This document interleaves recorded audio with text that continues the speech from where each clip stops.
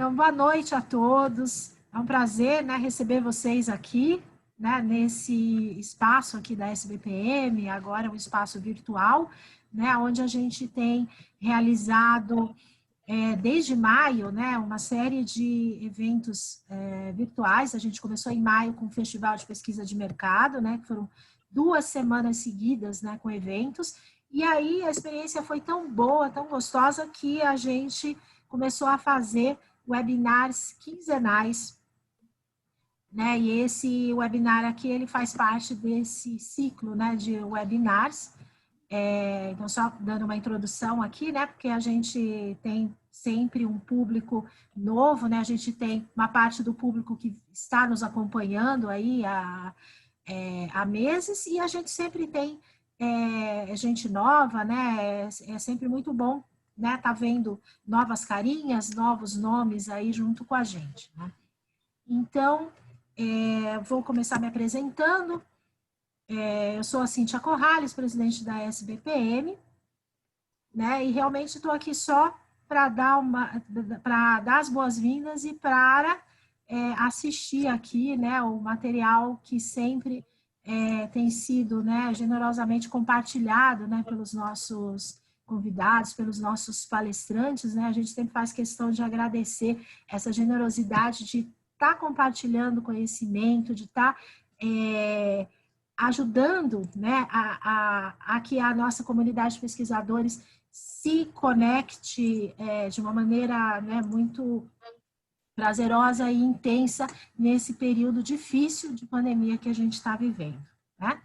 Então, eu vou passar a palavra agora para a Luzia Rodrigues, que é a nossa diretora cultural, e em seguida a gente vai, né, apresentar aí as nossas palestrantes de hoje.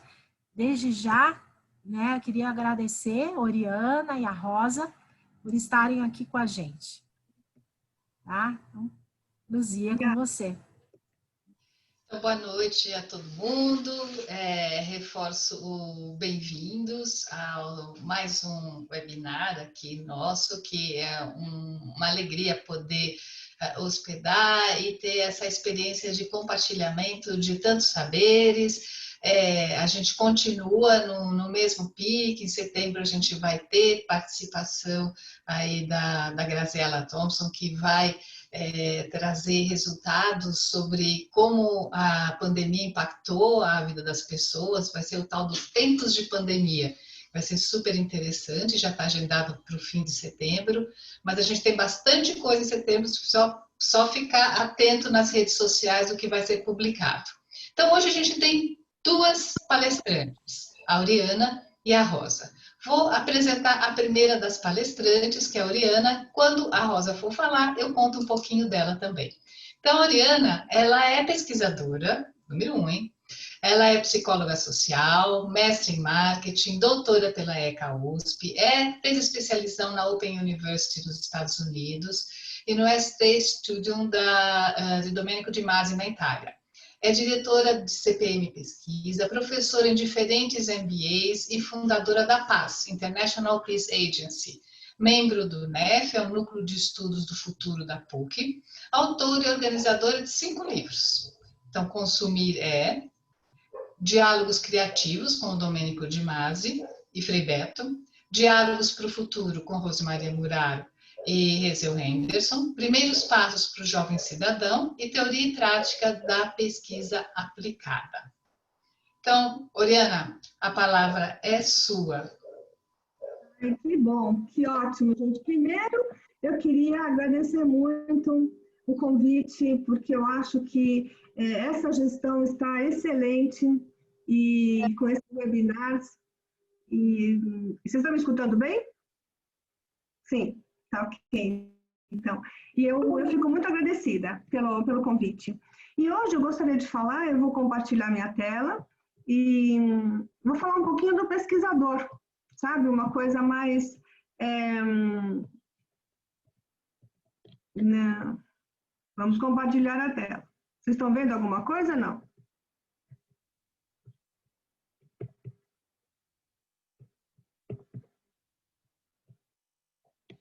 Estão vendo? A tela não, né? Ainda não, é no botãozinho de baixo. Se você aplica o share screen e aí seleciona o que você quer mostrar. Assim.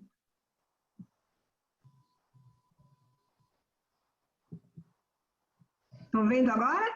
Olha, tá vindo. Beleza, chegou. Então, deixa eu ampliar aqui. E aí a gente... Deixa eu colocar aqui no começo. Bom, então, basicamente, o que eu estou querendo passar hoje para a SBPM, para os pesquisadores, é uma coisa que eu venho pensando há muito tempo.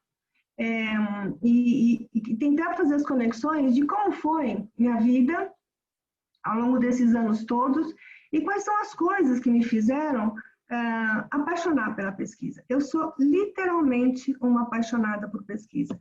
Eu acho que eu gostaria muito se quando escutar alguém dizendo na faculdade ou no vestibular, eu queria ser pesquisadora, entendeu? Pesquisador na vida, né? E não médico, enfim, advogado e tal, porque eu acho que é uma profissão tão incrível e a gente normalmente entra por um lado que não é o lado da escolha, né? Então, eu vou falar dessas três coisas aqui. O início, na verdade, eu acho que para a grande maioria é um bico, né? É começar trabalhando, ganhando um pouquinho e depois enfim, aumentando o conhecimento e aí começa toda a trajetória, o envolvimento que existe quando a gente começa com pesquisa. Assim, a paixão, ela vai sendo aos pouquinhos, sabe? Não é uma paixão arrebatadora. Ela vai sendo construída aos poucos, né? E é isso que é a beleza que a gente encontra, né? Quando vai passando o tempo, na verdade, você vai percebendo que você entende de várias coisas, de vários produtos, de várias atitudes das pessoas, de algumas cidades, e você começa a entender que o pesquisador, na verdade, é muito mais do que o que aplica um questionário, que faz uma dinâmica, mas é um tradutor da realidade, sabe? Da realidade daquele momento, daquela história. Então, e aí a coisa vai crescendo, cada vez mais a gente fica mais envolvido, né? Isso faz o quê? Faz com que, na verdade, a gente amplie os nossos horizontes, e tanto os pessoais como os profissionais. Você vai vendo que, puxa vida, você não está preso a uma coisa só. Você não está preso até uma técnica só, ou a um só lugar. Você pode variar, você pode trabalhar em casa, você pode trabalhar numa empresa, você pode trabalhar numa indústria. Enfim, você tem tantas possibilidades e as pessoas que trabalham com pesquisa são tão diversas que, na verdade, você vai sempre ampliando os seus conhecimentos, né? Por causa dessa forma da pesquisa ser. E uma coisa que eu queria passar para vocês, que é a abertura para a formação. Por quê? Porque normalmente o pessoal vem ou do marketing e fica, né? Faz o marketing, a FE, ou quem seja lá, a faculdade que for, aí depois faz o mestrado em marketing, o doutorado em marketing. E, na verdade, gente, quanto mais diverso vocês tiverem de conhecimento, né? Ou seja, se vocês cruzarem esses conhecimentos, mais rica vai ser a vossa experiência e não vai estar só focada numa área só, né? Eu vou contar um pouco da minha história para mostrar para vocês onde estão os grandes momentos da minha história. E por que eu me apaixonei tanto pela pesquisa? Até hoje, e eu acho que tem muita coisa para aprender ainda em cima da pesquisa. Eu comecei com o Cláudio Willer, como muita gente que está hoje aqui começou, a Verinha Frutti, não sei se a Dulce fez, mas todo mundo conhecia o Cláudio Willer. E ele é uma figura, porque, na verdade, ele é poeta, ele é escritor. Então, tudo que a gente fazia de pesquisa, ele tinha um instituto, ele dava aula na psicologia social e na USP, a gente fazia a aula dele, e aí ele chamava o pessoal para fazer pesquisa. Nisto, né, ele ensinava a psicologia social e toda a matéria, de certa forma, da psicologia, entendeu? Ele entrava por elementos da clínica, e quando ele fazia as apresentações deles, eram incríveis. A primeira que eu assisti, eu babei. Por quê? Porque ele era para Ford, eu nunca vou esquecer, E aí ele começou a explicar que a Ford tinha uma relação com o Pirandello. E eu só olhava, né? Não entendia nada com por que ele fazia essa conexão, mas na verdade, e tem a ver, ou seja, essa coisa de parecer uma coisa às vezes que não é, né? Então o carro tinha muito disso.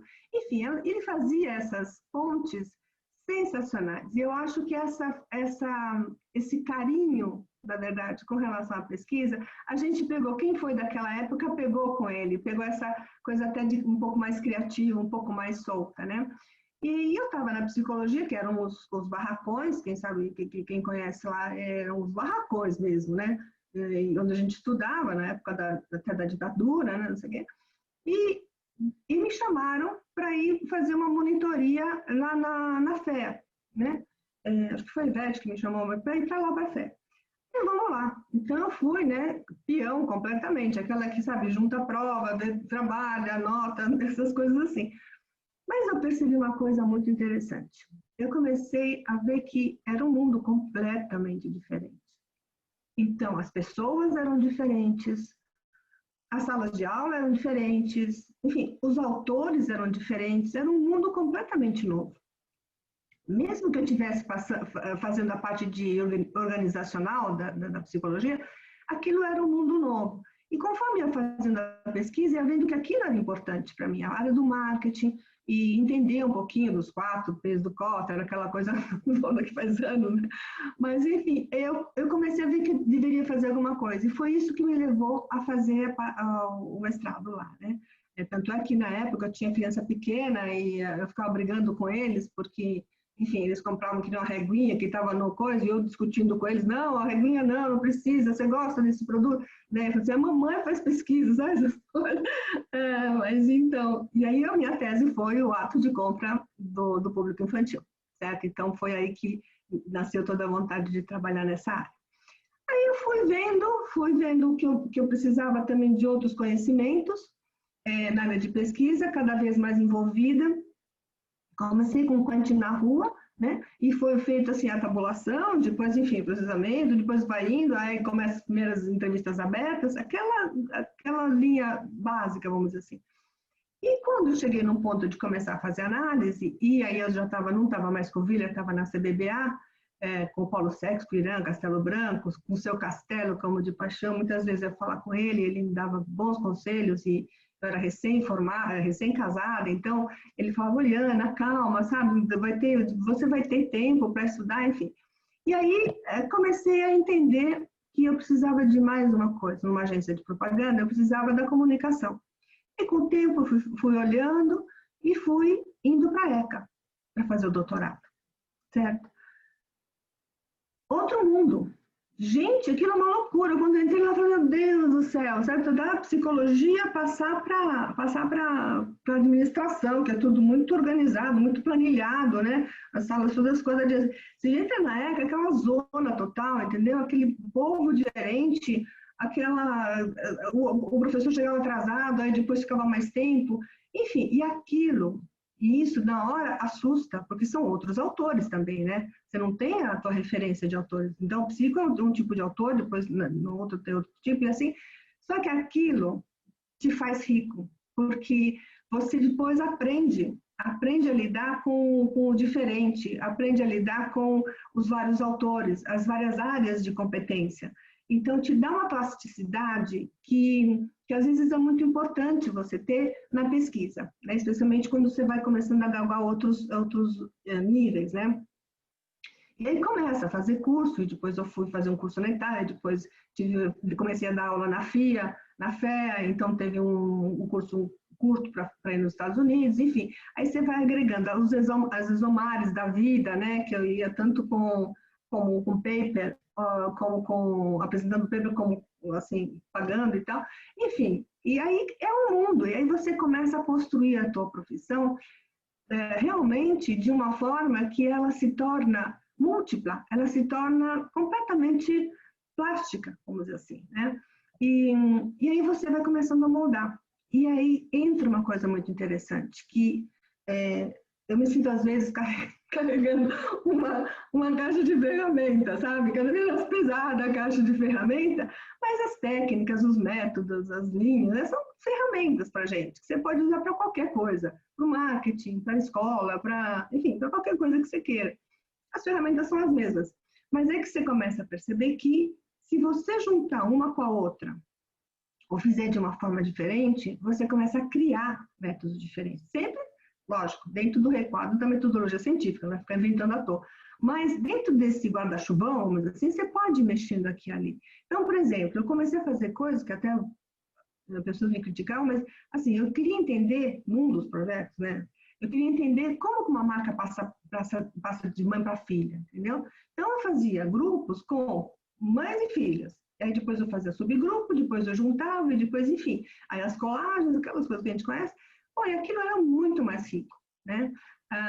Assim como, por exemplo, pegar amigas, né? Assim, nossa, mas você vai colocar amigas? Vou colocar amigas, assim. Por quê? Porque o foco era conhecer, assim, como eram marcas de prestígio, marcas de projeção, marcas de... Eu queria entender como é que era esse mecanismo. E as amigas, uma falava A, a outra falava é A mais ou menos, né? É A, assim, depende do A. Então, você tinha essa variação e o resultado ficava muito melhor, né? Então, eu acho isso com recrutamento também, por exemplo. Recrutamento, ainda bem que passou aquela época, né, de 4 grupos, né, 2 de 25 a 35 e 2 de outra classe de 36 a 45. Essa fase eu acho que passou. Mas era assim. Então, se no recrutamento você tinha uma pessoa que tinha 2 anos a mais, 3 anos a mais, será que vamos colocar? Acho que não vamos colocar, mas tem 2 pessoas com 38 anos, sabe? Era uma coisa que... E aí eu era muito mais flexível. Só não era, na ficha de recrutamento, para compreensão do que eu queria. Que era o seguinte. Então, por exemplo, no meio desses cursos todos, eu fiz PNL, que é Programação Neurolinguística. E ficou claro para mim que tem pessoa que entende a realidade muito mais por um canal visual, outras que entende por um canal auditivo, né, então escrito, aqui a fala e tal, e outras pelo sinestésico. Se chegar e dar um abraço nela, ela vai entender muito mais o que eu quero dizer do que se eu ficar explicando as coisas, né? E aí, na ficha de recrutamento, eu colocava esses testes e dividia as pessoas. Foi muito interessante, né? Então, um ano a mais, um ano a menos, um ponto a mais, um ponto a menos, não era isso que fazia diferença. Mas essas outras variantes do recrutamento. O recrutamento, assim, me seguia muito nisso, né? Ele tentava fazer o máximo possível dentro disso. E assim como, por exemplo, separar por enneagrama, você tem 9 perfis. Então, é muito interessante você saber que o participante número 1 é mais estilo, se você quer dividir os grupos ou a entrevista, enfim, se você quer aprofundar em outros temas, você vai fazendo essas mexidas, vamos dizer assim, né, nos filtros e tudo, isso vai te dando a riqueza. Lógico que para fazer, você corre o risco também, né? Então, para ficar criando, e aí eu tenho vários clientes que estão aí que são amigas, na verdade, né? Você tem que, se der errado, você tem que repor, né? Você tem que correr esse risco. Mas a grande parte das vezes, na verdade, foi muito bom ter feito isso, né? Então, te dá essa amplitude maior. A equipe. E aqui eu queria falar uma coisa muito séria para vocês, que é, isso eu fui fazendo e fui construindo. Na verdade, eu sou muito mais de estudos compridos, né, que duram muito tempo, do que de coisas muito pontuais, né? Então, e por que isso? Porque, na verdade, eu fui vendo, a equipe de aprendizagem é um estilo de equipe, quando se trabalha a liderança, que várias pessoas entram em jogo. Então, por exemplo, logicamente, tem que ter os melhores pesquisadores. Só que os melhores pesquisadores não são os que são os mais velhos, mais experientes, ou, sei lá, os que têm um doutorado. Não, são aqueles que estão adequados àquela temática, certo? Então, podem ser jovens também. Tem muitos pesquisadores muito bons, jovens também, né? E quanto mais a gente diversifica nessa equipe de aprendizagem, melhor sai o resultado. Porque você tem gente de várias etnias, de várias idades, e os filtros, as visões vão sendo diferentes. E, logicamente, que isso acrescenta tudo no resultado, né? Um outro ponto que é fundamental, e isso eu digo assim, de coração aberto mesmo. Todo estudo que eu tive o cliente perto, o cliente botava a mão na massa, ele ficava muito melhor, muito melhor. Não de longe, não pedindo, né, não brifando só, mas que junto a gente ia construindo a metodologia, que tinha uma certa liberdade, sabe, de, bom, vamos fazer, sei lá, 15 entrevistas ou 20 entrevistas em profundidade, assim, mas aqui não está dando certo, então vamos mudar. Então mudava para outro tipo, entendeu? Então faltava, por exemplo, no meio do processo, faltava alguém ir até o supermercado para ver exatamente como o consumidor se comportava, ou a criança, fiz muito grupo de criança, então, assim, a criança é um mundo, né? Então não adianta você ficar discutindo com ela e falando agora o que você acha, você tem que viver a criança. Então a gente ia nas casas, né, para acompanhar, enfim. Tudo isso, se o cliente não é um cliente especial, não entende esse tipo de coisa, vai achar que, meu Deus, como é que você vai agora ficar me perguntando, você não sabe fazer, você não sabe. Então, o cliente que te dá um briefing e espera o resultado, vocês podem ter certeza, os estudos não são os melhores que poderiam ser, mas certeza absoluta. Porque a gente entende de técnica, a gente sabe os métodos, enfim, as coisas todas. Agora, ele entende do produto dele, ele vive o produto dele todo dia, ou o serviço dele todo dia. Então, o bom estudo, na verdade, ele é uma coisa completa, é uma coisa contínua. E aí entram também os consultores, sabe, gente? Eu acho assim, a gente fala, consultor, então o consultor é que emprega a gente. Não, necessariamente não. Eu trabalho muito com o Marcos Bedendo, que é da Bandwagon, e ele era cliente meu, nossa, anos, em várias empresas e tudo mais, até que ele virou consultor, e a gente fez uma parceria divina, maravilhosa, a parceria com ele. Por quê? Porque, na verdade, ele me dá, como ele passou por várias empresas grandes, ele tem a manha do cliente, entendeu? Então, e de várias categorias, né? Então, ele fala, às vezes, né, com as minhas profundidades todas, vamos nos relacionar, não sei o quê. Ele chega e fala, não, Ariana, não, menos. Aqui, ele não usa para nada isso aqui. É melhor você pegar esse tempo e colocar aqui. Então, essa troca é muito importante. O estudo também cresce. E ao contrário também. Às vezes, quando a gente fez um ano, quase 2 anos de Somos, né, da Somos Educação, ele era o consultor de todo o grupo, e, na verdade, eu dei muitos toques e falei, olha, Marcos, aqui não, vai diferente, vamos pegar outra coisa. Então, é uma coisa combinada, né? Então, eu acho assim, os consultores são importantes, logicamente, quando, sei lá, não existe uma superverba, enfim, de qualquer forma, sempre você tem que conversar com alguém que tenha esse lado de dentro da empresa, né? Então, o cliente é um, mas quem viveu vários setores tem essa visão diferente, né? E atende vários clientes, né? Então, todas essas experiências, elas te dão uma ampliação dos horizontes no processo.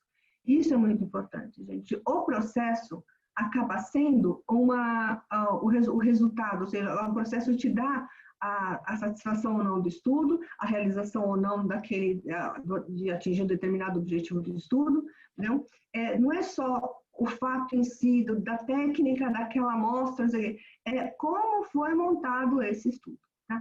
E, logicamente, que estudos longos, que você tem todo um approach diferente, eles vão ficando muito mais ricos. E eu faço muito desses estudos, fiz ao longo da minha vida muito desses estudos, né? Então, se você tem os pesquisadores com uma equipe de aprendizagem, você tem o cliente perto, você tem um consultor que te dá uma orientação, e você tem a vontade, certo, de realmente se envolver naquela temática, porque os temas, às vezes, por exemplo, a gente acabou, depois eu vou falar, mas também da terceira idade, mas faz 1 ano e meio que a gente está com isso, entendeu? E ainda não acabou, ainda tem. Então, eu acho que essa paixão da pesquisa é a paixão também da temática e a paixão da equipe, sabe? Eu acho que vai sendo um composto todo. Cases, então. Vou apresentar alguns cases rapidamente, logicamente não dá tempo de apresentar como foi tudo, mas para ter essa ideia de como eu costumo trabalhar e como dar um resultado muito positivo, né? Bom, os melhores estudos, então, quais são? Acho que a minha experiência, né, a gente deve ter outras, tem experiências diferentes, mas para minha experiência, os melhores estudos foram os orgânicos, ou seja, que foram se construindo. Não tinha uma coisa fixa, são X grupos com X entrevistas, não, era uma coisa que tinha um planejamento inicial, e aí pouco a pouco, sim, a gente começava no meio, estava repetindo muito, aí vamos parar de fazer isso, vamos começar a fazer uma outra coisa, né? A segurança da metodologia tem que ser fundamental, ou seja, você tem que estar muito certa do que você está fazendo, de como você está liderando aquele grupo de aprendizagem, muito certa, mas com criatividade. Você não pode ficar assim, presa no método, porque o que é o método? Vocês já pensaram o que é método? A teoria. O que é uma teoria? Uma teoria é alguém que, vendo um fenômeno repetidamente, começou a juntar os fatos e a ver que aquilo tinha uma certa lógica, uma certa consequência, e que se repetia e resolveu escrever, né? Ou seja, toda teoria, todo método, na raiz dele está uma prática. Está uma prática feita várias vezes, aí acaba virando teoria, tá? Então, e a gente, quando você chega num determinado conhecimento, isso é muito bom passar para os jovens que estão entrando, porque a gente pensa que pesquisa, às vezes, quem começa é só fazer questionário, né, e fazer uma entrevista, mas não é. Chega nesse nível que você começa a entender da metodologia a tal ponto que tem uma caixa de ferramentas muito boas, que você começa a fazer as mudanças e você se sente seguro sem nunca sair da metodologia científica, né? Então, e aí começa a juntar tudo. Você percebe assim, da história de vida de uma pesquisadora, você começa a ver, você começa a ligar os saberes, né? Então, a religação dos saberes é muito importante. Então, você junta o que um falou com o que o outro falou, aí dá um olhar mais do lado de comunicação, depois você vai vendo mais do lado psicológico, desenvolvimento da infância, aí você vai pesquisar. Então, você transita por tudo isso, aí você começa a olhar também a parte do ponto de vista, você junta tudo isso e transversaliza. Ou seja, não é que quando eu falo, porque também o consumidor, a gente não pode pegar, consumidor é todo mundo, né? A gente já é consumidor desde pequeno, quando está na barriga da mãe, que a mãe começa a tomar vitamina, depois a fralda, depois o bebê, depois a escola, enfim. A nossa vida de consumidores, todos somos, na verdade, consumidores, né? Então, quando você começa a tentar entender esse indivíduo, a gente tem a mania de que é ruim, que é uma coisa que não dá certo, que é corta esse cara e diz, este cara é consumidor de margarina. Pode até ser. Mas e o resto? Cadê o resto? Entendeu? Ele é tudo. Ele é um ser humano completo com tudo. Mesmo nas técnicas quantitativas, quando você fecha muito, quando você tranca a tua teoria, você tranca o teu método, você não deixa a coisa líquida, você não deixa a coisa fluida. Então, com certeza, você está podando uma grande parte da realidade, porque você se limita demais, né? Se limita demais. Por exemplo, eu vi questionários fechados, mas que davam essa possibilidade, sabe, para o indivíduo. E é interessante, porque você vai ligar, esse cara não é só, né? Não é só executivo, não sei de que banco. Ele é pai, ele é filho, é marido, faz yoga, faz não sei o quê, entendeu? Ele tem toda uma vida. E a hora que você desmembra tudo isso e pega só uma coisinha, tudo bem, você pode até pegar, mas você tem que ter essa visão do todo, né? Porque e aí os saberes se transversalizam, né? Como eu falei, as equipes de aprendizagem, né? Todo esse grupo de pessoas trabalhando também é uma coisa que te dá os melhores estudos, e isso te leva a que o resultado seja mais efetivo, tá? E, com certeza, um estudo feito com essa ótica, com essa qualidade, vai te dar um resultado melhor. Eu vou mostrar, não dá tempo da gente, todos esses estudos que eu vou mostrar aqui são todos longos, né? E aí também acontece uma coisa, com o tempo você vai percebendo o seguinte, um estudo, ele não é só um estudo pode ser, né? Um workshop, ele pode ser uma palestra, ele pode ser um livro, ele pode ser um vídeo, entendeu? Pode ser uma viagem, a gente acabou fazendo uma viagem sobre empreendedorismo para a Itália, levando gente daqui, que foi ótimo, a gente ficou num convento, eu duvido que alguém esqueça na vida aquela experiência, para entender o empreendedorismo, né, nos negócios. Então, ou seja, ele pode ser várias coisas. E, normalmente, se você transita por tudo isso, você tem um entendimento da realidade muito melhor. Então, o Projeto Mulheres do Brasil, eu vou contar rapidamente, não dá, depois tem um vídeo dele, aí eu vou deixar o link, eu deixo com as meninas. O Projeto Mulheres do Brasil começou assim, a gente só estuda gente urbana, certo? A mulher urbana. Será que isso está certo? Será que a gente não consegue algum insight diferente se a gente for na mulher rural, nas comunidades? E foi isso que a gente fez. Esse projeto foi grande também, durou bastante tempo. E a gente foi e perguntava as coisas, os hábitos, para comunidades. Então, a gente, por exemplo, olha, esse aqui é o vídeo, né? Tinha toda essa magia de coisas antigas, de coisas primárias, primitivas, com a modernidade, né? Isso foi uma das grandes coisas que a gente percebeu. E fomos e começamos a falar, ficamos mesmo dentro, né? Com uma tribo dos Caiovás, Guarani. Depois a gente conviveu com os quilombos, conviveu com a mulher do MST, a ribeirinha, que era lá do Paraná, e com as quebradeiras de coco, e vocês não sabem a beleza desse estudo. Porque, na verdade, a gente fez para três clientes, foi Sadia, Electrolux e Avon, né? Deu N insights, sabe? Por quê? Porque depois a gente pegou esse material todo e aí fez com a mulher urbana, certo? Para ver, para comparar, e aí saíram coisas incríveis. Então, é essa coisa de fora da caixa que te dá a beleza e que encanta na pesquisa, encanta. É uma coisa que fascina mesmo, né? Outro estudo que a gente fez foi o Refletir Brasil. Esse foi feito pelo Instituto, foi bancado, né? Estava junto à ESPM, estava junto ao Itaú, alguns players junto com esse estudo. E também foi uma coisa mas teve um toque diferente esse, que é bem interessante falar. Foi uma época quando a gente queria entender o Brasil, queria saber, ou seja, discutir um pouco o Brasil. A gente vinha há muito tempo seguindo uma linha, mas não tinham grandes discussões. E aí eu, junto com toda uma equipe grande, era uma equipe grande que estava participando desse estudo aqui, foi em 2012. Comecei com uma pesquisa, certo? De sempre sabendo qual é o jeito do brasileiro e como é que é a diversidade dele, sustentabilidade, os negócios, como é que o brasileiro faz negócio, enfim, aí vai todas as áreas, né? Como é que é a criatividade dele, a cultura e assim vai. E aí, com entrevistas, foram feito um Delphi também com especialistas, enfim. Foi estudado tudo isso e depois, esse resultado virou um evento. E aí, começou assim, mas onde é que nós vamos fazer o evento, né, dessa temática? Vamos fazer em Paraty. Nossa, Paraty, socorro, vamos, né? Então, e aí foi. A gente fez durante 3 anos esse evento, na época de abril, porque era a época da descoberta do Brasil.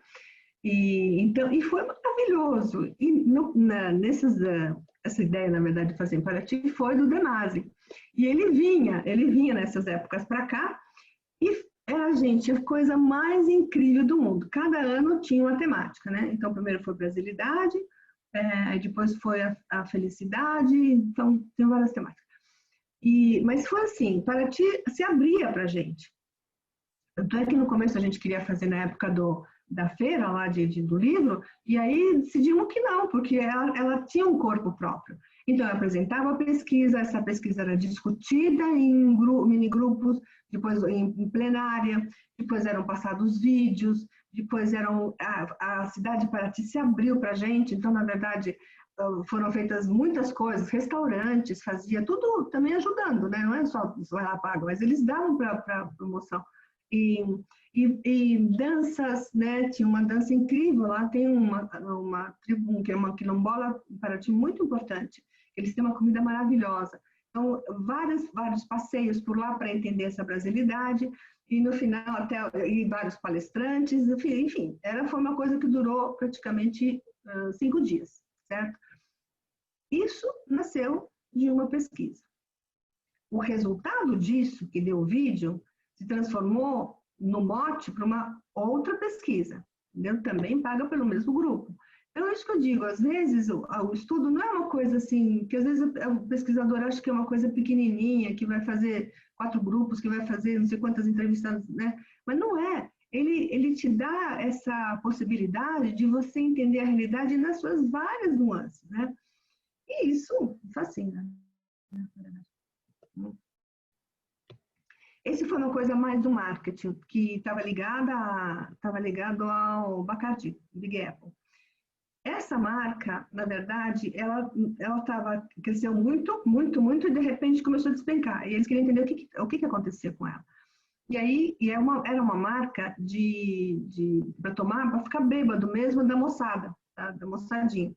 Porque era uma marca mais barata, né, da Bacardi, era uma coisa que tinha limão, era uma coisa refrescante e tal, e tinha um tanto de álcool. E eles tomavam, né, antes, né, de sair para balada. E aí, o que a gente faz? Bom, não vamos colocar eles numa sala discutindo, porque, imagina, não vão falar, não, a gente bebe de vez em quando. Os caras beberam, né? Então, como é que a gente faz, então? Então, a gente escolheu pessoas jovens, né, para fazer esse estudo.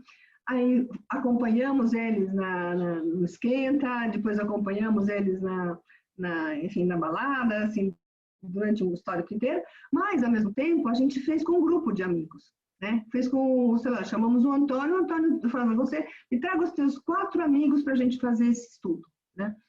Aí, eles eram grupinhos de pessoas, tá? Então, ficou muito mais fácil de ter informação. Feito isso, a gente fazia grupos de verdade, ou seja, com pessoas num bar ou numa coisa, para discutir o que a gente estava achando. E no final de tudo, também foi feito um vídeo e foi mostrado para eles isso aqui, e aí eles iam afinando as coisas que a gente ia apresentando, sabe? Então, você percebe que entre um evento, entre uma ida, enfim, você combina vários métodos, você combina vários momentos, e isso se transforma numa coisa muito interessante. No final, era uma graça, porque ficou uma piada, porque o pessoal não sei de onde, porque foram várias cidades, foram 5 cidades, no final a gente fez um painel com a Focus Vision, então eles continuavam mandando, eles desenvolveram outros produtos e embalagens, eles continuavam fazendo, né, eram 5 pessoas por cidade, e quando a gente abriu para o painel, aí viraram mais, acho que 20 por cidade, não? Então você tinha um painel bom também para trabalhar, né? Então, é isso que a gente precisa olhar, né? Nesse estudo, na verdade, foi um dos estudos onde a gente aplicou efetivamente esse processo Lean, que é um processo ótimo, que é aquilo que eu estava falando. Entrou o time do cliente, né? Eles entraram com os dados Nielsen, o conhecimento tácito da história toda, o histórico do mercado, o know-how do PDV, com toda essa informação que é deles. Entrou a consultoria, que era do Marcos, né, do Marcos Perdendo, então com esse olhar externo, essa expertise em outros mercados. Entramos nós com a parte de pesquisa, que na verdade foi montando essa metodologia e acompanhada sempre pelo cliente, sempre pela consultoria. Entramos para entender as redes sociais, né, e aí começamos a trabalhar com as imagens até chegar na plataforma online, né. Então esse foi todo o processo. Também aqui tem um vídeo, que é muito interessante, porque eles chamam de Big Apple, né? Então, tem uma música, até uma música mesmo, que fala, né, que cantada, não sei, por alguma coisa sertanejo, que fala do Big Apple, tá bom? Um outro estudo que está ainda sendo feito e que foi um show de bola, está sendo, né? Na semana passada a gente fez uma das partes dele, que é o Silvas, que é também pessoas com 60 anos ou mais. A gente pegou um pouco menos de 55 a mais, mas para ver o que acontecia, o que está acontecendo, né? E foram várias fases, também 1 ano e meio, e aí eu sinceramente, a pessoa que está diante disso é uma cliente que é amiga, né? Normalmente o cliente amigo é muito bom, porque aí você tem a liberdade até de falar, acabam virando amigos, né? Trabalhando dessa forma, acaba virando amigo. E a Sandra Bussotti, que ela foi incrível, porque ela deu suporte, falou o que ela queria, acompanhou, deu informação, colocou gente para ajudar a gente também a montar, discutiu cada fase do que a gente ia fazer, inclusive de custo, entendeu? Porque não é assim, vamos cobrar 12 mil por grupo, não é, ou seja, não existe uma coisa tão fixa assim.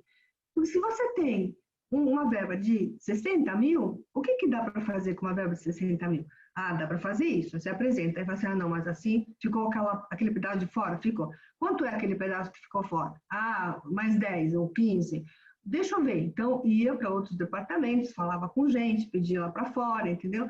Então, também essa plasticidade nos custos foi importante. É importante no estudo desse, né? Porque às vezes você não tem verba mesmo. Então não adianta você fazer um super planejamento com um monte de coisa, quando na verdade não tem dinheiro, né? Tá? Então primeiro aqui foi feito um desk, depois falamos com especialistas, que foi um show, porque como o Delphi, né? Então foi o Arno que falou, tinha um menino que era um personal trainer, tinha o Morris, que ele tem uma plataforma de pessoas de mais de 60 anos que é excelente, um psicólogo alternativo, uma cientista da USP, Ana Campa, enfim, tinham todos que lidavam com essa temática das pessoas com 55 anos ou mais. Aí fomos para o consumidor, né, para ver exatamente como é que ele se comportava, o que ele achava das coisas. Outro dia, semana passada, a gente fez um workshop, o primeiro workshop online. Estava morrendo de medo que não desse certo e foi um show de bola. E com toda a equipe da empresa, da IFF, todos os vínculos com o pessoal de Latinoamérica, imagina. Então, e com subgrupos de trabalho, e com ideação, com tudo, entendeu? Aí foi muito legal. Usamos o Meter, que é o Menti, que é uma forma de você avaliar rapidamente, né, as questões. Então, foi incrível, né?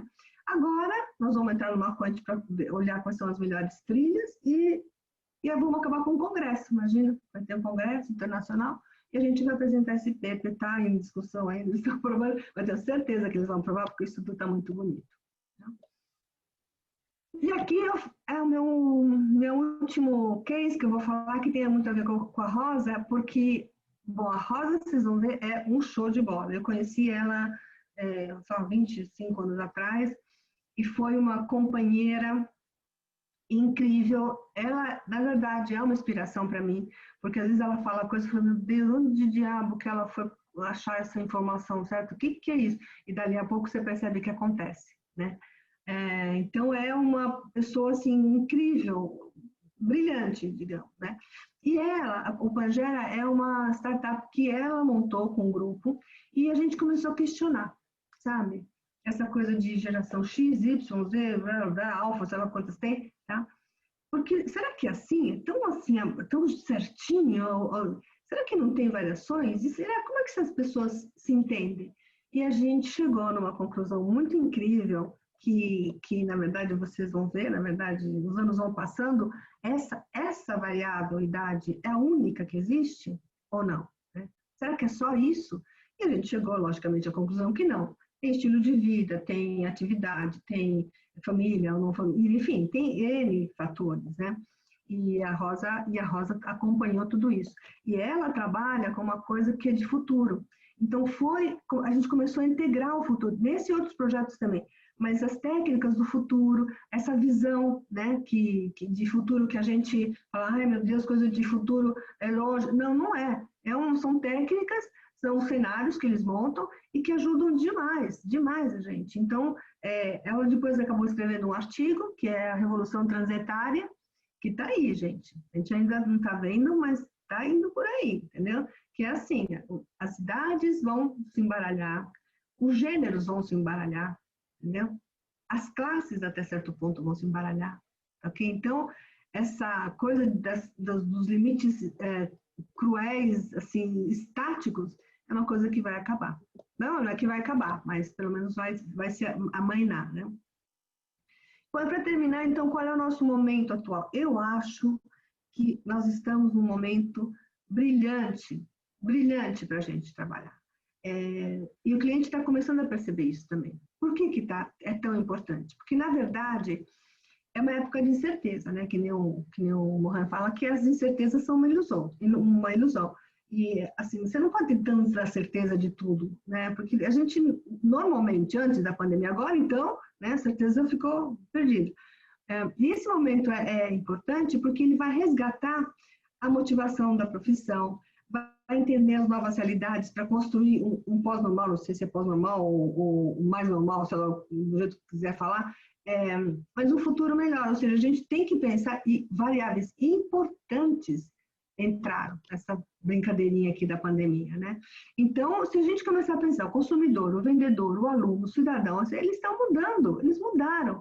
Pode diminuir um pouquinho quando acabar a pandemia? Pode, mas voltar ao que era, nada será como antes, né? Nada mesmo. Então, e o que mudou? Mudou uma coisa muito importante, que é a atitude. Então, por exemplo, a atitude é formada por três coisinhas, né? Tem os sentimentos, o valor e o comportamento. Essas três coisas, elas formam a atitude da pessoa. Quando você falava, né? Tome uma atitude, tome Danone, né? Era isso, ou seja, você tem que sentir legal o Danone, você tem que achar que ele vai te fazer bem e você tem que ter o comportamento de comprar e de consumir, tá? Então, é isso que mudou, só isso. Imagina o quanto que a gente tem que levantar. Outro dia eu vi uma live do diretor ou do presidente da Seara, que eles vão lançar 150 produtos, sabe? Por quê? Porque aí nichou muito. Então, eles vão lançar, se funciona, funciona, se não, tira, entendeu? Mas, então, e aí, agora, a gente não consegue mais falar inovação e criatividade. Tá? Eu dei aula disso lá, até em Ribeirão, na FED de Ribeirão, mas o que será inovação e criatividade? O que é tudo é inovação e criatividade, tudo a gente tem que começar. E isso o pesquisador tem a competência para tal. Então, nós estamos num momento lindo da gente fortalecer a nossa imagem, a gente foi perdendo a nossa imagem, a gente ficou como um sub lá do pessoal do marketing, formado numa coisinha, era uma pesquisinha, não sei o que. Agora não, entendeu? A gente tem que resgatar a nossa imagem, o nosso glamour. O pesquisador tem um glamour muito forte, muito grande, exatamente por causa disso, tá bom? E é isso, gente. Obrigada, Pauliana, né? Eu estou mudando para o Gmail, que eu estou mudando toda a plataforma, porque eu quero aprender a fazer as coisas com o Google Suite, esse tipo de coisa. Então, estou mudando, tá? A Rosa. Obrigada, Oriana, pela sua apresentação, pelos exemplos de jobs que você nos mostrou no decorrer da sua vida. Olha, teve coisa lá que dá vontadinha de fazer, hein? Porque são muito enriquecedoras mesmo, aquela coisa assim, né? Que não tem dinheiro que pague, né? Umas experiências. Não tem. Aparentemente, não tem nenhuma pergunta levantada logo aqui. Então, eu acho que o que a gente pode fazer é partir para a Rosa, e aí no final a gente abre para Luzia, discussão. tem algumas perguntinhas sim lá aqui no chat. Olha, tem uma pergunta aqui da Daiane, que ela gostaria de entender a visão de perspectivas do mercado para jovens profissionais. Então, é isso que eu estava falando. Eu acho que a gente tem que se posicionar agora, né? Os jovens profissionais, eles precisam conhecer todo esse glamour da profissão. Tem que saber que ele não termina na aplicação de técnicas ou no fortalecimento de técnicas, mas sim ele transita por uma série de coisas. Pode ser até um autor, entendeu? Ele pode chegar a ser um professor de MBA, ele pode chegar a ser... Enfim, você tem várias... Ele pode chegar a ser até um cineasta. Quando eu fiz a ECA, na verdade, eu ajudei em vários projetos que é de filmes, né? Então, não de comerciais, de filmes mesmo. Agora, daqui a pouco vocês vão ver, eu estou desenvolvendo com a Bia Rosenberg, que fez o Castelo Rá-Tim-Bum, um seriadinho para as crianças de 4 a 6 anos. E nesse seriado, a pesquisa está aí, gente. Então, você participe de uma média-metragem com o nosso instrumento, com o nosso instrumental. Tá bom? Então, é isso que tem que ser passado para os jovens, sabe? Para que as técnicas não se resumem nas técnicas da aplicação da técnica. Tem toda realidade ampliada, vamos dizer assim. Tem uma outra mesmo aqui, é que estava sem ponto de interrogação e eu já assumi que não era pergunta.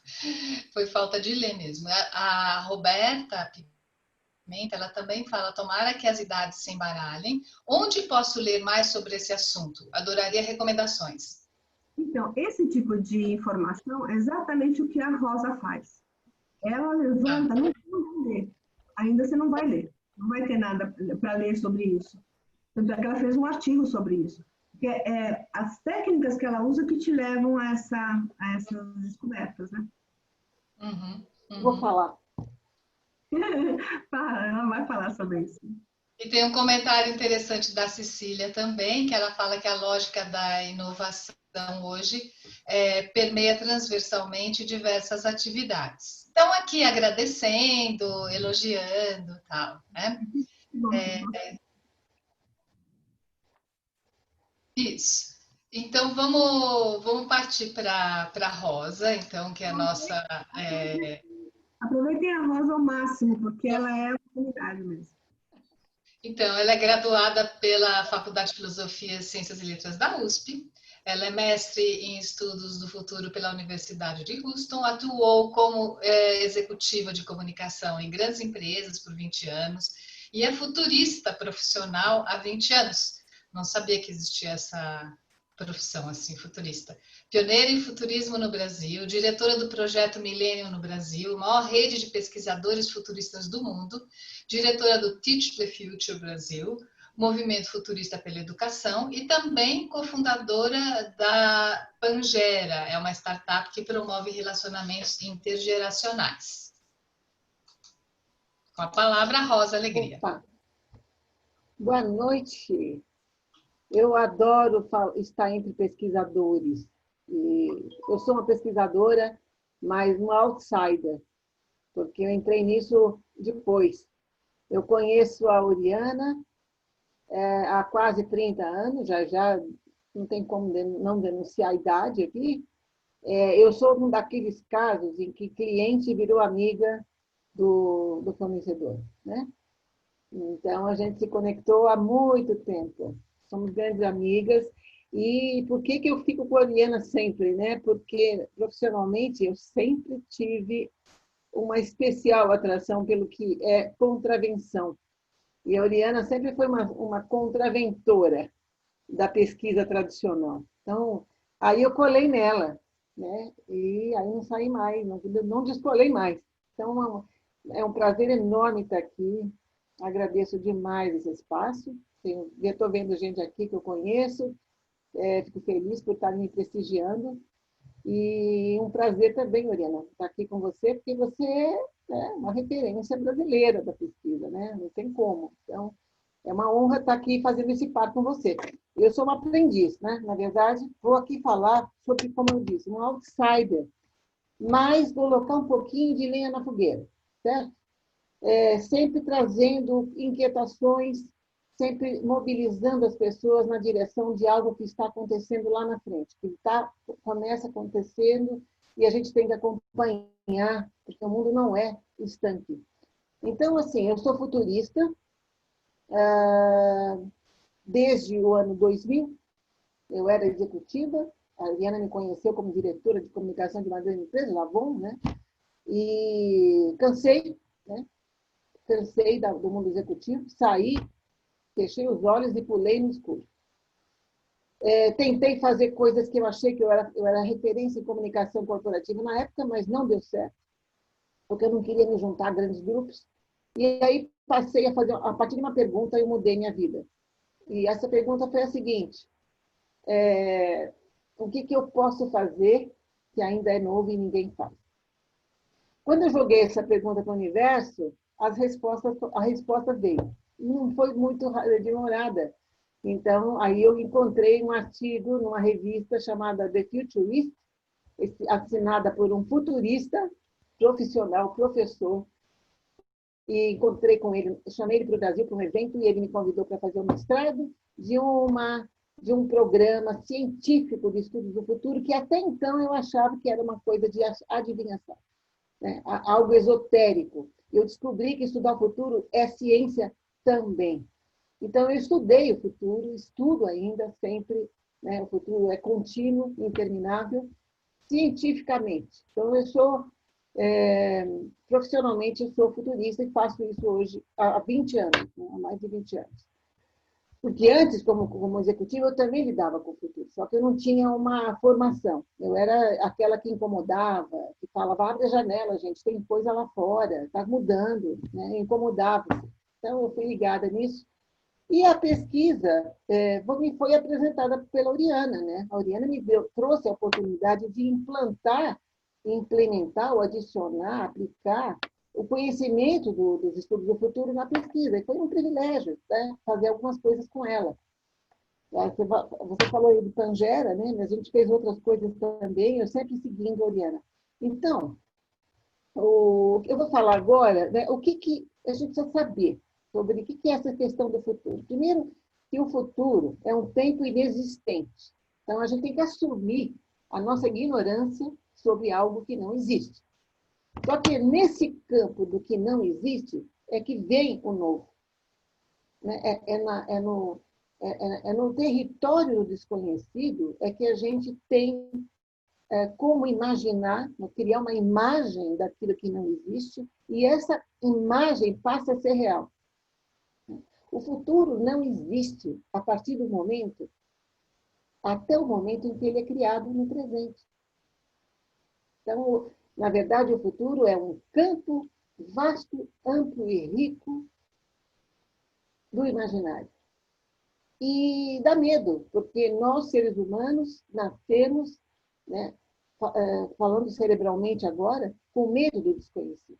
Mas é nesse desconhecido que está o medo. Então, o que eu vou trazer aqui é, na verdade, um pouco de como esse desconhecido pode trazer inovação para a pesquisa e como pode ajudar os negócios a saírem à frente, a serem os inovadores, a serem os precursores de uma iniciativa, de um produto, de um serviço. Tá? Porque é muito especial estar falando disso agora com vocês. Primeiro, né, nessa transição histórica, macro-histórica, vamos dizer assim, porque assim, nós estamos vivendo o momento mais profundo da incerteza. A Ariana falou da incerteza. Nós estamos vivendo uma radical incerteza, que dá frio na barriga, que incomoda, que angustia. Né? Mas é nessa incerteza que nós temos toda a oportunidade de criar algo novo. Então, a gente está numa transição nublada, absolutamente nublada. Imagine que a gente dirige com o para-brisas embaçado. É horrível dirigir com o para-brisas embaçado. Né?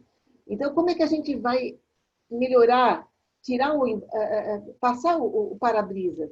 É estudando o futuro, é olhando para aquilo que está acontecendo, está mudando, é estendendo o olhar, o pensamento. Porque a gente está numa fase em que aquilo que a gente deixou, que não é nada normal, né? Nada normal. Põe um azinho aí na frente, o anormal que a gente está deixando, ou talvez uma normose, porque a normose é um fenômeno social que indica disfunções sociais de comportamento. Então, a gente está saindo de um momento anormal, ou um momento de normose social, não funciona mais. Já não é mais. Para algo que ainda não é.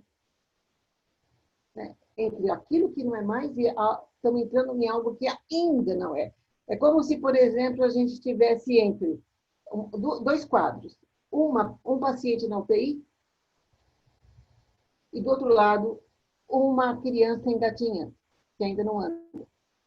Então, essa transição, apesar de dar dor na barriga, de trazer angústia, né? É claro que tem muita dor nesse entorno todo com essa pandemia, mas é nesse momento de angústia e de incerteza, de confusão, né, esse para-brisa embaçado, é que a gente vai conseguir inovar.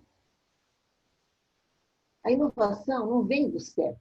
As empresas existem para acabar com a incerteza. É a pior coisa que elas fazem. É o pior erro. O plano estratégico não concebe o que é a incerteza. Porque não se prevê.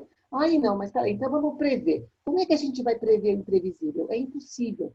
Então, nós temos que assumir a ignorância da incerteza e nunca eliminar a incerteza. A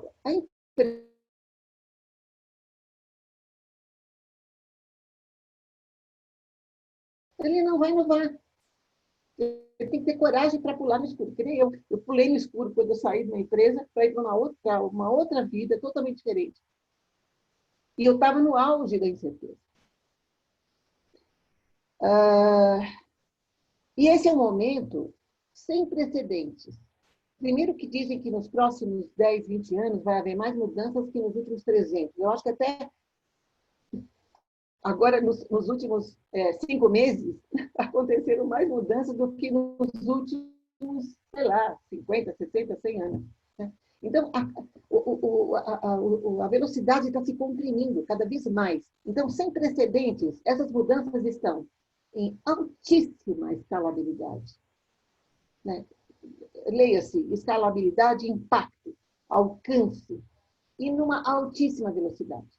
Então, a gente tem que começar a estudar o futuro, porque planejar, tomar decisão, assinar contrato, sei lá o quê, com base no que você conheceu no passado, não faz sentido. Você tomar decisões com algo que você projeta do que já foi. E é o que hoje as empresas fazem. Elas tomam decisões a partir do que elas já conhecem. Como é que a gente pode tomar decisões sobre o futuro com base no passado? É como se você tivesse assumindo um avanço, entre aspas, olhando para o retrovisor. Se você ficar olhando para o retrovisor, você pode tirar mal. Então, o tempo estou dirigindo olhando para o retrovisor. Para você avançar, você tem que acender o farol. Então, vou entrar aqui na pesquisa. Como a gente pode acionar o farol nessa estrada da pesquisa? Como a pesquisa pode ser um instrumento de inovação, de revolução na gestão da empresa? Adotar um novo olhar. Tá? Eu vou aqui compartilhar umas telas e eu vou pedir desculpas porque eu não vou me estender muito, porque eu quero tornar a coisa dinâmica, tá? Eu vou tentar fazer com que essas telas sejam mais ou menos autoexplicativas, mas a gente vai, no final, poder conversar um pouquinho mais, tá bom? Eu não posso estender muito tempo. Eu já coloquei um alarme aqui para me avisar quando eu estiver passando do tempo, ok? Combinado? O futuro integrado na pesquisa. Primeiro, vamos identificar o que é futurismo aplicado, né? O que é aplicar o futuro. O futurismo é conhecido como foresight na cultura anglo-saxônica e como prospectiva na cultura latina. Okay? Aqui no Brasil, eu utilizo o futurismo porque ele é mais entendido, ele é mais sexy. Falar futurismo não tem nada a ver com aquele movimento artístico do começo do século XX que começou a queimar livro, queimar obra de arte, etc. Nada a ver. Mas é essa palavra e é um processo, uma disciplina de estudos que ajuda a entender as mudanças. Nós temos que entrar em contato com elas, não podemos pegar, né? Nós não podemos fechar o olho para as mudanças. E para que estudar a mudança? Para a gente se antecipar. Se você olha para aquilo que poderá acontecer, né, sem fazer grandes previsões, que a gente não faz previsão, mas é estudar possibilidades de mudança, a gente se antecipa. E a gente trabalha sempre com médio e longo prazo. Okay? Tudo isso gera grandes insights. Todo esse estudo do futuro gera grandes insights. Como eu falei, olhar para o desconhecido, você consegue ver coisas que você não vê quando você olha para trás. O nosso horizonte de trabalho é o quê? Aqui tem a organização, aqui tem o mercado, onde a maioria de vocês, acredito que vocês todos são pesquisadores, de alguma forma, né? Aqui está a Oriana, né, Oriana? E aí eu fui colocar você nisso aqui. Quando eu entrei, eu me associei a você em muitos estudos. O nosso campo de visão é o macroambiente. E não, a gente não fica aqui, a gente estuda o impacto do macroambiente, que é formado por vários sistemas aqui, ó, tá? Tecnologia, economia, ecologia, etc. O impacto do macroambiente no mercado. Então, aqui tem a análise SWOT, aqui tem a inteligência de mercado, inteligência competitiva, e aqui tem a análise, estudo prospectivo. Aqui é o futuro. E aqui é a organização, né? Como é a gestão dela, como é que é o clima organizacional, Qual é a cultura da organização diante da mudança? Como é que ela concebe inovação?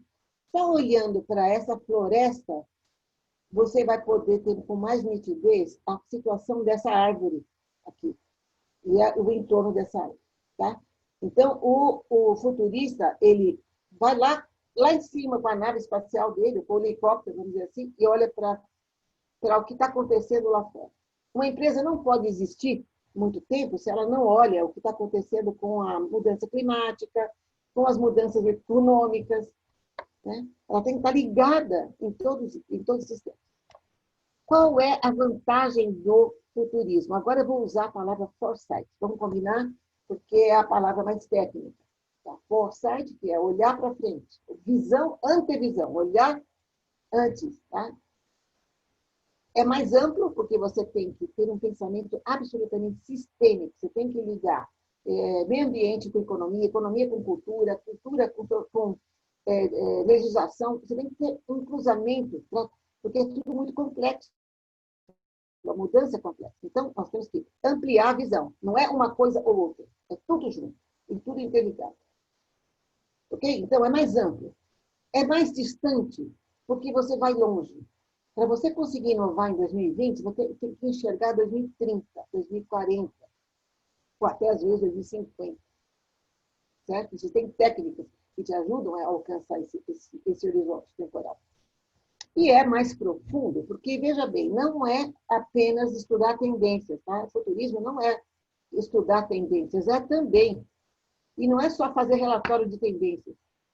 Porque um relatório de tendências, se ele não é analisado com técnicas próprias, ele vira um relatório amarelado lá depois na gaveta.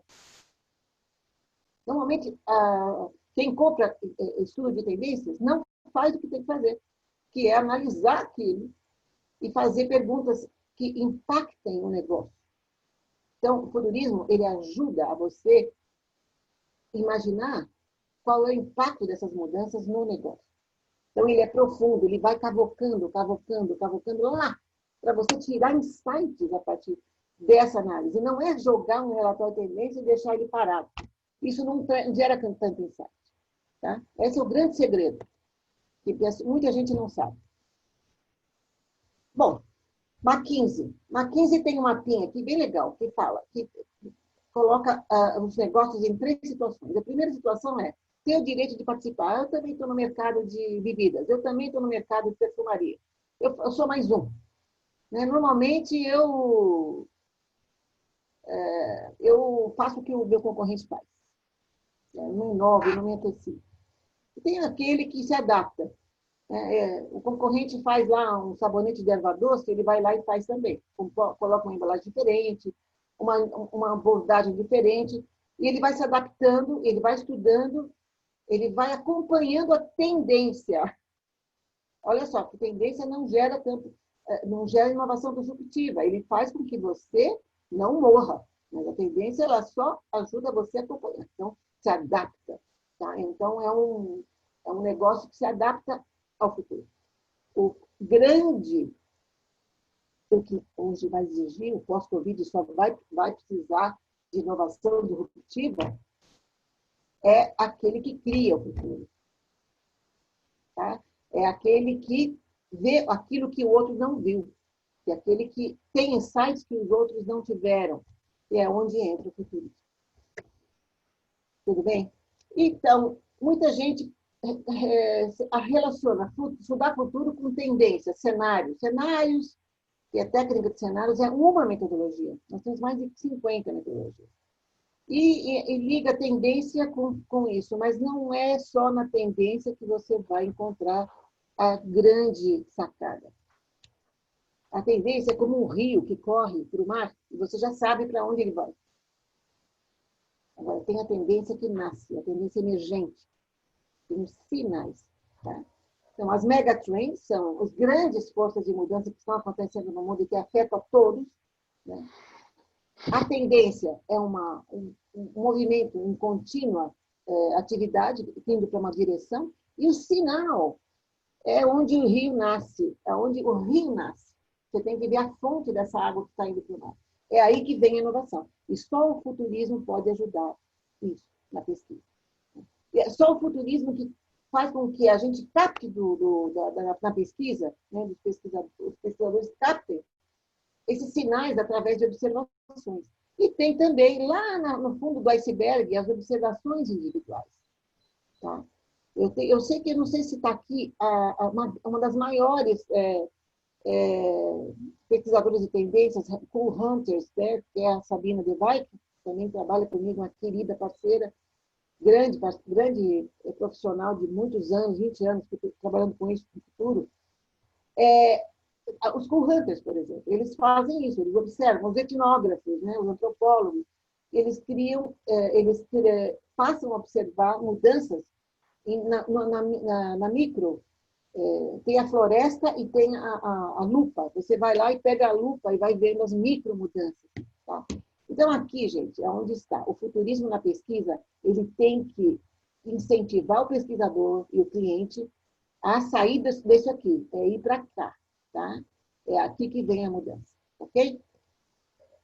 Então, não sei se todos conhecem essa teoria do Everett Rogers. Ele escreveu um livro em 72, né, sobre a difusão da inovação, que ele classifica, é um livro riquíssimo, quem não leu ainda, apesar de ser de 72, ele é uma bíblia e é uma referência, né, sobre como aonde você pode se direcionar quando você tem que inovar, lançar algo novo. Né? Ele classifica a sociedade, né, que compra, né, que interage com o comércio, com o seu produto, com o seu serviço, em cinco diferentes categorias. Para uma empresa, aquela empresa que é corajosa, que lança, às vezes não faz pesquisa antes de lançar um produto, como, por exemplo, a Apple, né? O próprio Steve Jobs falava, para a gente conseguir criar coisas tão complexas, não adianta perguntar para o consumidor, porque ele não vai saber o que ele vai querer. É esse cara aqui, esse inovador, é esse consumidor que é pouquinho, mas é o que traz grande vantagem para a empresa. É aquele que vai na fila quando o novo iPhone, o Steve Jobs faz uma palestra, esse inovador ele vai no dia seguinte ele está na fila para comprar. Mas não é porque ele quer vantagem, ele quer porque ele ama a inovação, ele tem prazer por ter algo novo. Ele é um fanático por inovação. É esse cara aqui, né, que vai influenciar os demais.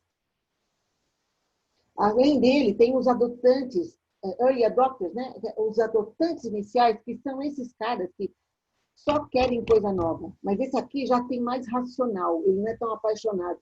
Ele racionaliza, ele quer ser chique, ele quer ser sexy, ele quer fazer diferença, porque ele está com um modelo novo, uma tecnologia nova. E ele declara, olha, eu utilizo essa plataforma, eu utilizo esse serviço, essa metodologia, etc. Tá? Então, esses dois caras aqui não vão dar dinheiro para a empresa de imediato. A empresa que não tem visão de futuro, ela não vai querer investir nisso aqui, porque a grana vem daqui, certo? Só que, quando ele investe no novo, quando o mercado não tem aquilo, ele é o primeiro a lançar, ele vai criar valor agregado e esses dois aqui vão começar a influenciar os outros. E esse aqui, os 34% é o dinheiro desses dois aqui. Tá? Esse aqui, ele vai comprar porque ele ouviu desses dois. Ele vai comprar e vai testemunhar a qualidade do produto, o prazer da experiência, etc. Tá? E esses dois aqui vão seguindo lá na frente. Então, uma empresa que quer ter algum tipo de longevidade, né? Porque a longevidade está caindo muito, está diminuindo, ela tem que ser a empresa que chega na frente e que investe no novo. E que não é só pautada em pesquisas tradicionais. A pesquisa tradicional não vai ajudar em nada. Eu não estou desmerecendo a pesquisa tradicional, ela vem depois. Mas para você lançar um produto ou criar uma inovação disruptiva, como as startups, por exemplo, as startups, elas são um pouco exageradas às vezes, porque elas não fazem pesquisa, né? Elas minimizam as pesquisas, porque elas querem se lançar na frente, exponencialmente. A pesquisa vem depois, nesses casos, em que um grande visionário da empresa, como Steve Jobs, teve um grande insight. Esse cara está ligado no futuro, certo? É uma ideia, por exemplo, do Napster. Quando eu sou da época do Napster, que era fazer download de música ilegal, né? Não era legalizado você baixar música na internet, mas tinha lá uns piratas que criaram isso, todo mundo ia atrás desse Napster, certo? O que aconteceu? Acabou, né? Essa iniciativa, porque ela não estava dentro da regulação.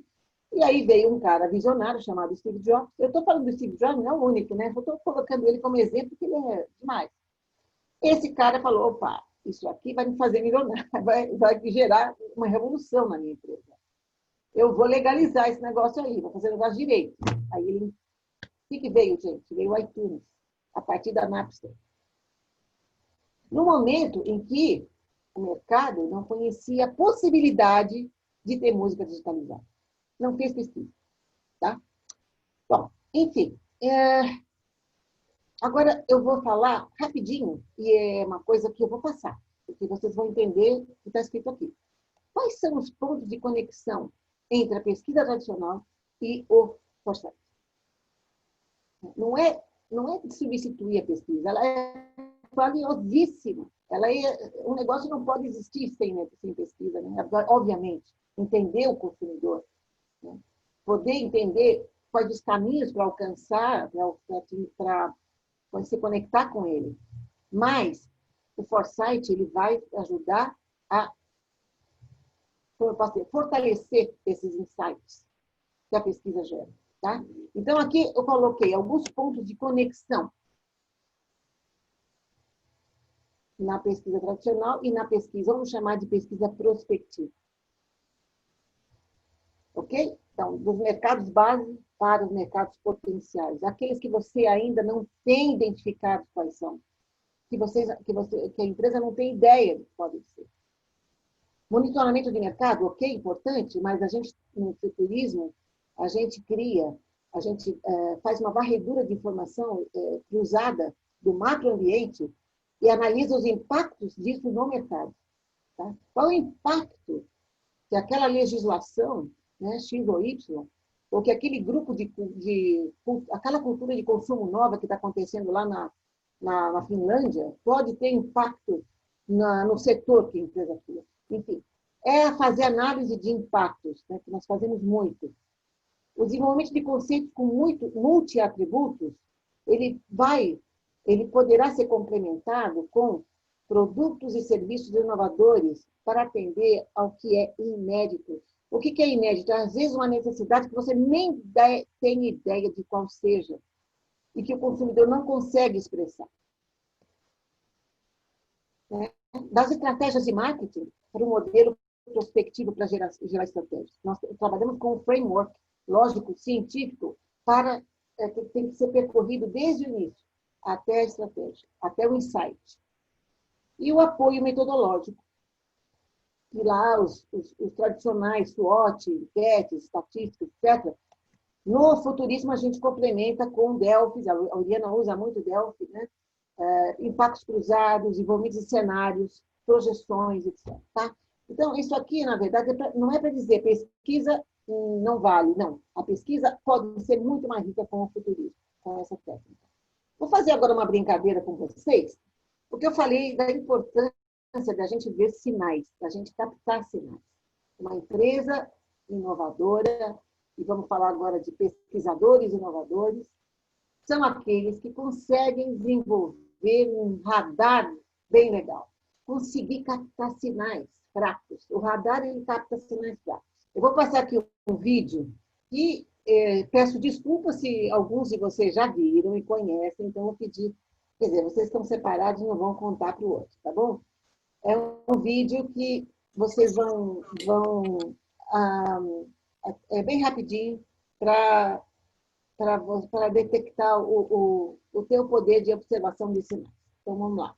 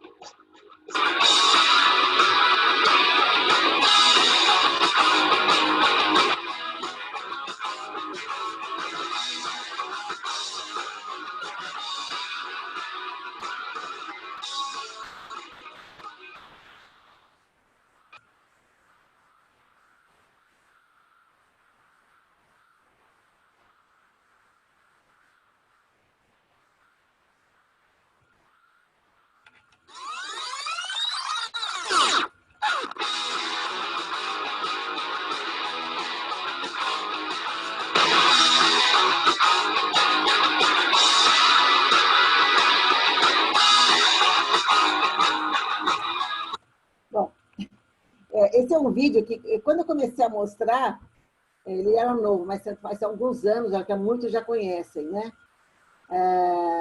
Mas é aí. Eu não vou poder abrir para falar quem que viu, quem não viu, enfim, mas só foi uma brincadeirinha para a gente perceber que, mesmo assim, coisas mais prosaicas, a gente às vezes não está vendo, a gente não está acionando o nosso radar, o nosso perceptômetro.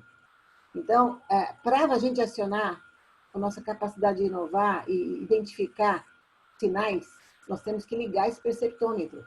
No dia a dia não é possível fazer isso. No dia a dia, de ter que trabalhar das 8 às 8, né? Agora no home office, tudo bem, né? Tudo bem, mas a gente está trabalhando também no home office. Nós temos que começar a adotar essa capacidade de, né, detectar sinais. Bom, então, estou voltando aqui. Eu estou já indo para o final, e eu não quero me estender mais, muito mais, só quero falar de algumas experiências em que eu estive participando com a aplicação do futurismo na pesquisa. Muitos anos, né? Eu trabalho com isso desde 2000, 2001. Esses clientes aqui que estão marcados em outra cor é que eu vou mostrar rapidinho qual foi o case, mas eu já apliquei o Foresight em diferentes instâncias fascinantes, com clientes que foram corajosos, que abriram espaço para isso, muitos deles com a Oriana, né? E que realmente fez toda a diferença, tá bom? Então, eu vou mostrar agora o Pangera, que a Oriana já mostrou, mas eu quero mostrar uma parte dessa pesquisa que ela não mostrou, que é a continuidade dela. Nós fizemos com que pessoas de todas as gerações visualizassem o futuro, através de um questionário, né? E algumas gerações conseguiram projetar o ano 2030, tá? O que ia acontecer em diversas áreas, tecnologia, sociedade, cidades, alimentação, etc., etc. O que eu coloquei aqui, para não ficar extenso demais, tá? Porque tem muitas coisas, essa pesquisa ela é bem complexa. Dentro dessa roda aqui, são as visões de futuro comuns a todas as gerações, tá? Isso significa o quê? Que as empresas, gente, elas estão investindo demasiadamente em segmentação, né? Em sopa de letrinhas, como muitos falam. Um parênteses, para você ler, alguém queria ler sobre essa questão da das idades misturadas, né, que a Oriana falou. Eu vou passar depois os links, tá? Eu vou ter contato vou passar para vocês, acho que a associação vai me mandar aí o contato de vocês, ou eu mando para a associação, tá? Mas tem alguns artigos que eu escrevi. O mais importante foi esse, a Revolução Transetária. Se você vai no Google, não tem nenhum artigo com esse nome, tá? É Revolução Transetária, Rosa Alegria. Você vai achar, vai ver o que é essa transetariedade, né? Esse mundo sem idade. Mas eu não vou poder me estender nisso hoje, tá? Porque é uma outra apresentação e eu estou já com pouco tempo. Então, esse é um caso que foi fascinante, a gente ainda está terminando, isso não terminou esse estudo, eu apresentei no México, por isso que está em espanhol.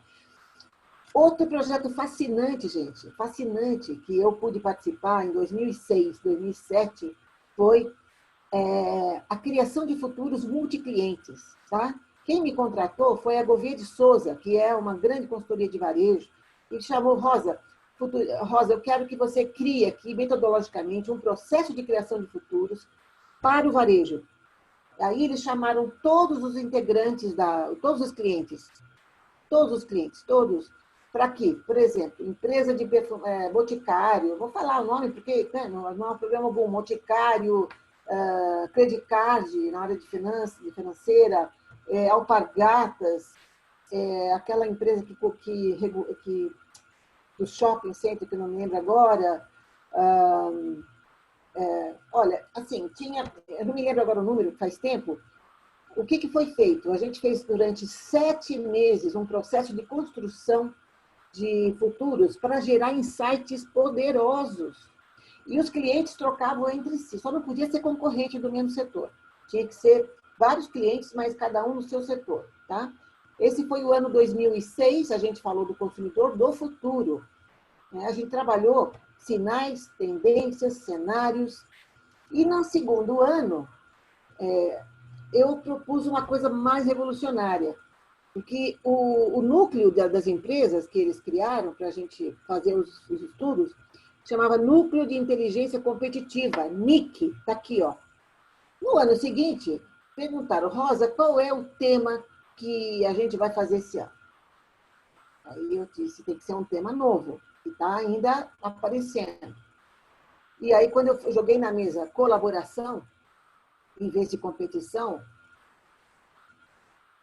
80% olhou torto para mim. Está doida, porque ninguém vai querer estudar colaboração. É bonito, mas ninguém vai comprar esse estudo. E olha, gente, foi difícil comprar. A gente vendeu menos do que o outro. Mas foi fascinante, porque aquilo que hoje é a grande febre, né? Se fala em vantagem colaborativa, nós criamos um estudo integrando biologia, educação, música, psicologia, fazendo com que o princípio da colaboração fosse entendido à luz de diferentes disciplinas. Chamávamos especialistas para falar com os clientes, e isso gerou, então, tanto um ano quanto o outro, gerou 2 grandes estudos, dos quais eu me orgulho eternamente. E ficou na história. Ficou na história. Inclusive cenários, em vez de a gente escrever, eu fiz cenários áudio, para que as pessoas viajassem no tempo. Um áudio para cada cliente, para o Pão de Açúcar, um outro para o Unibanco, outro para o Credit Card, para que eles pudessem imaginar o novo cenário deles. Por exemplo, o Unibanco, era o Unibanco 30 horas, a gente trouxe um cenário chamado Unibanco 0 hora, já falando dessa questão do tempo. Então, foi fascinante, gente. Eu queria só, não quero me estender muito, mas o outro foi o Santander, né, que me contratou para... Aliás, a Oriana participou, né, Oriana, desse estudo comigo, né? Foi fascinante. Depois o Santander, que nos chamou para criar um laboratório participativo de futuros dentro do RH. A gente criou um relatório, fez um estudo com eles, participando com eles, o fator humano. Infelizmente, nesse caso, o Santander teve uma crise na época de demissão, não sei se vocês lembram, né? Demitiu mais de 1.000 pessoas. Esse estudo ele ficou lá enraizado, mas ele não foi dado. Infelizmente, foi uma ruptura que aconteceu no processo, mas ele foi, como processo, algo fascinante também. Né? Também trabalhei para a VASP da Alemanha, em que a gente criou, chamaram pessoas do mundo inteiro, futuristas da América Latina, da Europa e tal, para juntos criarmos um estudo de cenários para identificar estratégias inovadoras para a VASP, lá na Alemanha. E a Dupont. A Dupont me chamou dizendo o seguinte, Rosa, a gente não consegue mais criar ideias boas. A Dupont, na época, né, porque agora ela está integrada à Bayer, né? E eles tinham 2 grandes reuniões com toda a direção, com todos os líderes, para gerar insights. E a Dupont fazia até chover, porque eram grandes inovações. Me chamaram para fortalecer o processo de insights. Né? Bom, resumindo a história, isso aqui é uma roda do futuro, né, que a gente utilizou várias outras coisas. O presidente, na época, disse, Rosa, foi o processo mais fértil de criatividade que nós tivemos na história, de geração de insights. Por quê? Porque a gente aplicou metodologias que estendiam a imaginação, que alongavam a análise dos impactos, os insights se fortaleceram. Então, esse é um caso também que ficou na história, na minha história profissional. Bom, estou terminando e rapidamente só. Qual é, então, a grande diferença que o Foresight faz na pesquisa? Identifica novas oportunidades para se antecipar aos concorrentes. Nós trabalhamos com futuros possíveis, que aqueles são mais longe, e não os prováveis. Os prováveis já estão aí, todo mundo sabe, não vai inovar. Saber distinguir o que é real mudança e o que é modismo. Não adianta a gente só se colar em modismo, mas é a real mudança que vai ficar. Sinais, não apenas tendências, fortalecem os insights. E, através dos sentimentos dos consumidores, captar o que está por nascer. E a pesquisa tradicional não consegue isso sozinha.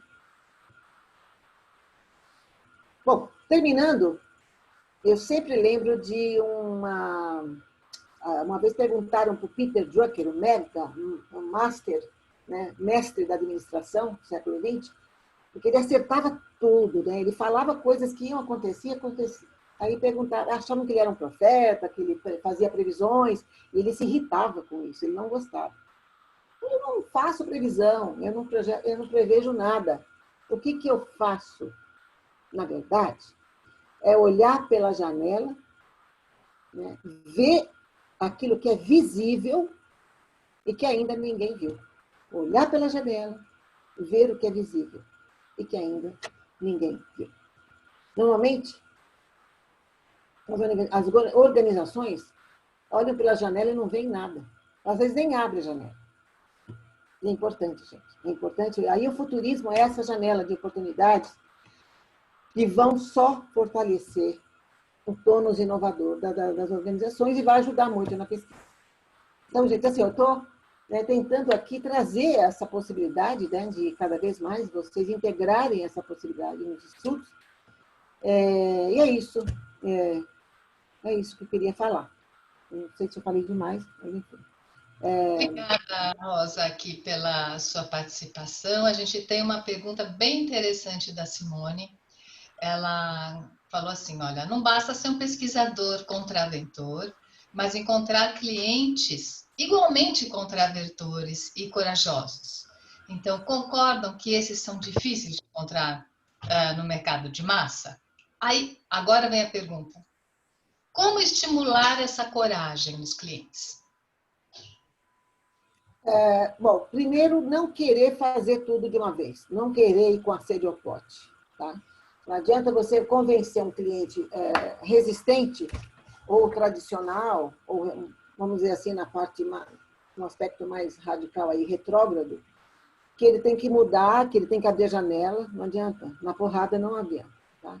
Tem que ir por pílulas. Tá? Então, eu recomendo sempre, eu já vivi isso há muito tempo, começar a trazer informações relevantes com muita credibilidade.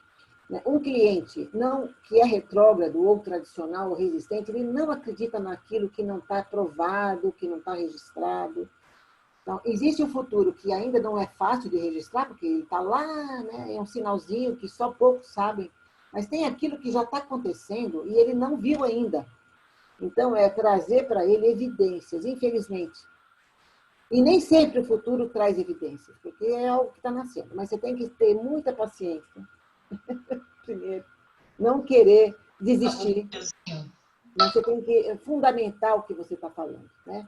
E não ficar querendo ir de uma vez. Então, eu recomendo, e essa é uma dica que eu dou para todos os meus clientes e alunos, né?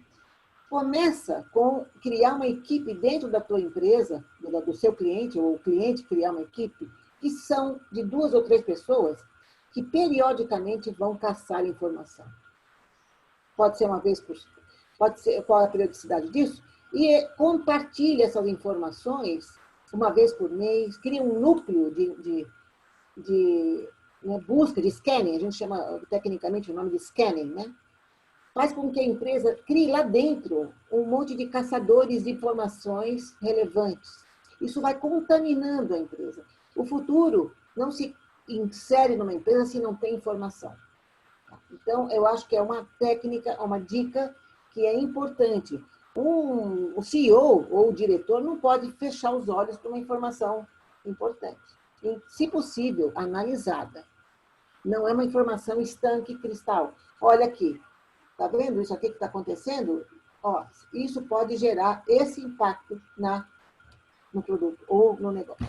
É mais ou menos isso. Mas não tem uma receita, não. Não tem uma receita, não. Rosa, você mencionou um livro. Você poderia repetir a referência? A Vera que está pedindo. O livro clássico do Everett Rogers. Everett, né? Everett, não tem S. Everett com 2 T's. Rogers, tá? Difusão da inovação. Difusão da inovação. É um livro que é básico para quem trabalha com comunicação, quem trabalha com inovação. Como você consegue fazer com que a inovação seja implementada de uma forma mais coerente, mais rápida, tá? E entre outras coisas, eu trouxe esse gráfico que mostra quais são as diferentes categorias de pessoas que adotam inovação. Então, como a empresa pode... não é um livro de empresa, não, tá? Não é um livro de inovação, não. É um livro acadêmico. É mais ligado à sociologia, né? Ele é um sociólogo, ou é psicólogo, agora eu não lembro. Mas ele é super importante ler esse livro para você ter essas orientações dele. Mais alguma pergunta? Olha, nós não estamos visualizando perguntas. Você viu mais alguma, Cíntia? Agora, nesse minuto, da Sandra.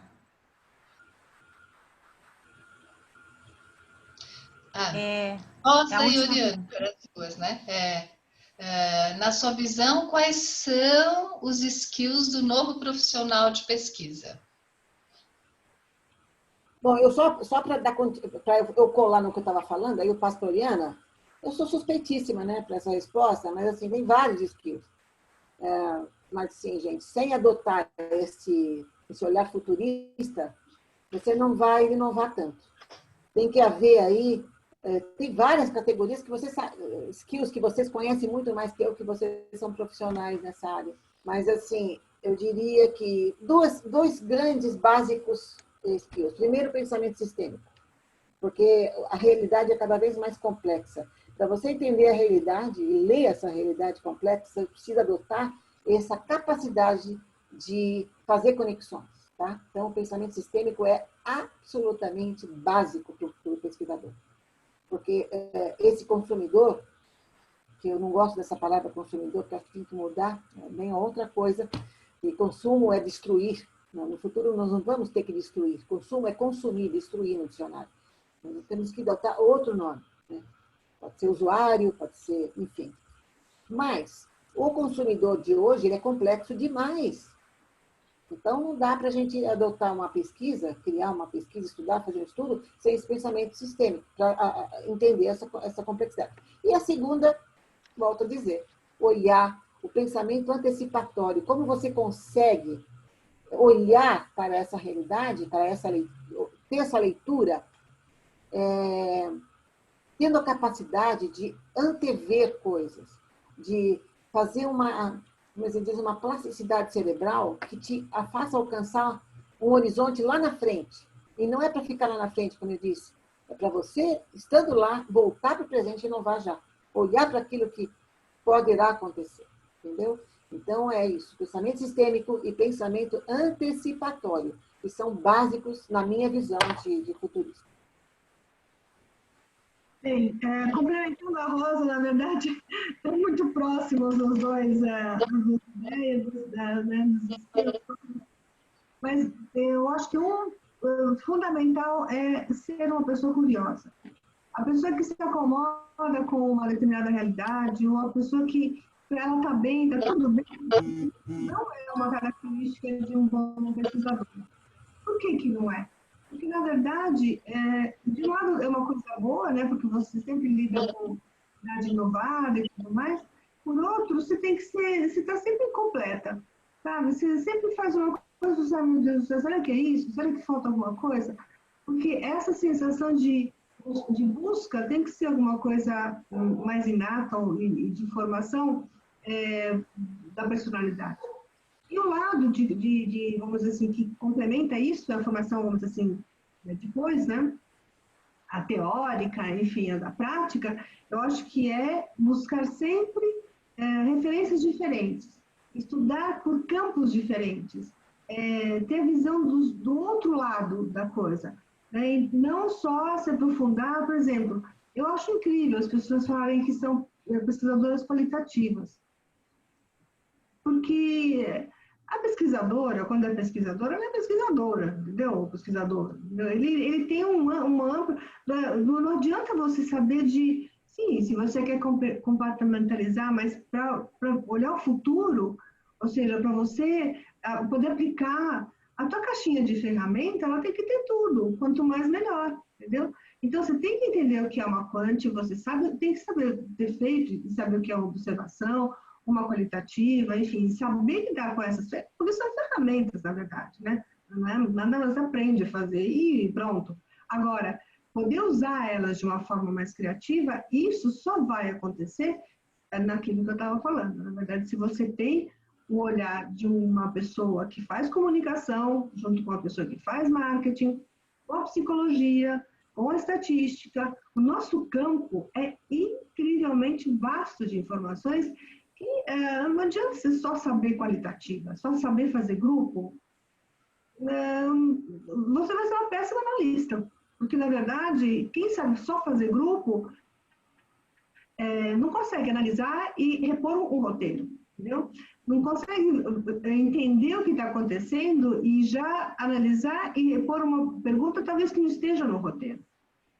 Ou pegar por um outro ângulo e se aprofundar num insight, que eu falo, gerando outras informações. Eu acho assim, a gente treina as pessoas mal. A gente treina mal. Porque quando você... lógico, você tem que dar técnica, tudo bem. Agora, você tem que dar técnica e falar, olha, esta é uma dentro dessa caixinha de ferramenta, certo? Como é que você faria, como é que você solucionaria este problema? E aí sim a pessoa vai aprendendo a solucionar com as várias ferramentas, né? Acho que essa visão holística é mais importante. Eu queria só acrescentar duas, rapidamente, que eu também acabei esquecendo. Uma, acho que é o poder da empatia. Desenvolver a empatia, que eu acho que é fundamental, estar no lugar, quer dizer, ter essa visão realmente profunda, né, dos sentimentos de outra pessoa. E a outra gente, uma coisa mais prática e técnica, que não dá para a gente negar, né, nós estamos aí no mundo online, é a capacitação digital, né? Tem que ter aí tem que se capacitar digitalmente, sem contudo fazer com que essa digitalização comprometa a sua sensibilidade, né? Ela só vai ter que acrescentar, porque hoje as coisas são mais rápidas, né? A pesquisa hoje é feita pelo telefone, né, com análises muito rápidas, né? Sem grandes profundidades. Então, essa capacidade de você realmente dominar o mundo digital é fundamental, senão não vai longe, porque a realidade hoje é toda digital, né? Uma coisa que eu fiz há pouquíssimo tempo, pegando essa tua linha, foi incrível, porque eu aprendi um monte muito rapidamente. E aí tem outro ponto. Não necessariamente nós temos hoje em dia, somos concorrentes de algumas pessoas. Nós podemos ser parceiros também. Então, por exemplo, eu fiz um trabalho agora com a Liliana, né, que é bem conhecida, e também com a Kátia, que é de uma velocidade impressionante. E foi o quê? Foi uma litografia, vamos dizer assim, feita para um cliente que era um portal importante do streaming, certo? Nós fizemos de tudo. Vídeos, entrevistas, acompanhando durante o dia, depois tinha mapa de palavras, depois, enfim, com uma plataforma, certo? Uma plataforma alugada, e o instituto era um instituto holandês, né? Ou seja, você percebe como uma coisa... E se juntaram pessoas que eram capacitadas na qualitativa, na antropologia, né? E também a gente precisou saber essa parte de plataforma, né? Quando eu fiz aquele estudo que eu contei para vocês com a Focus Vision, nossa, era o começo, sabe? Era o começo, era difícil da gente entender, né? Como é que é. Agora, é uma coisa que você tem que aprender naturalmente. Mas, volto a dizer, não é para se especializar só nas qualitativas feitas pela internet. Nem só nos questionários, tipo Google, SurveyMonkey, feitos... tem que entender a plataforma como mais um instrumento dentro da caixinha para qualquer coisa, né? Para qualquer técnica. Né? Acho que isso é fundamental, porque quando eu falei para vocês que eu estou mudando para o Gmail, eu sempre tive Oriana Roboal, né? Que era uma, assim, eu achava bárbaro. Só eu de Oriana Roboal. Mas quando eu mudei para o Gmail, eu comecei a fuçar e comecei a entender. Por exemplo, eu conheci uma menina há pouco tempo, a Juliana, que ela me ajuda demais. Porque às vezes eu me perco assim, e eu fui entender que, na verdade, se a gente usar uma plataforma como o Google, assim, você tem o Windows, o correspondente, né? O Windows, PowerPoint, né? Mas tudo integrado. A hora que você termina uma coisa, vai para a nuvem. Né? Então, te facilita a vida. E depois, a mesma coisa que você escreve aqui tal dia, vai para a agenda. Na agenda está conectado. Então, existe um ambiente que te facilita a vida também. Eu acho que a gente tem que conhecer essas coisas, né? Eu adoro PowerPoint, adoro, né? Tá cansando, né? Já encheu um monte de PowerPoint, mas assim, é importante, né? O Word, tudo mais. E eles têm muito parecido, só que tem que entrar, tem que aprender.